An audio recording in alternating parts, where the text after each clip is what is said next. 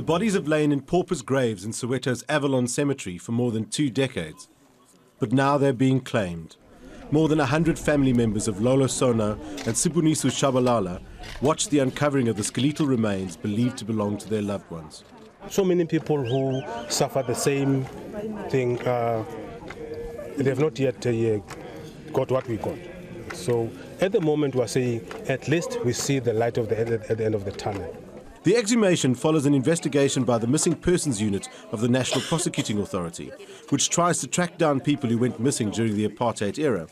The activist disappearance was linked to Winnie Madikizela-Mandela during the country's Truth and Reconciliation Commission, and officers say her political connections will not affect the outcome of the investigation. We are not politicians. We are just an investigative wing of the police, and we are merely doing our mandate. We don't have any political influence, and we won't have it in future. So whoever the investigation point out as a suspect in this case would definitely bring the person forth.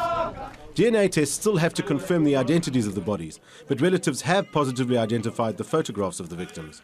And both men died of multiple stab wounds. That corroborates the evidence of Jerry Richardson, who told the TRC that he and a colleague had stabbed the young men to death on Madikizela-Mandela's orders. In dramatic testimony, she denied any part in the disappearance of Lolo Sono, despite claims by his family he was last seen alive in a badly beaten state in her company. At the time, Madikizela-Mandela was the sponsor of the notorious Mandela United Football Club. The club made international headlines when its members killed Stompie Muketsi in 1989.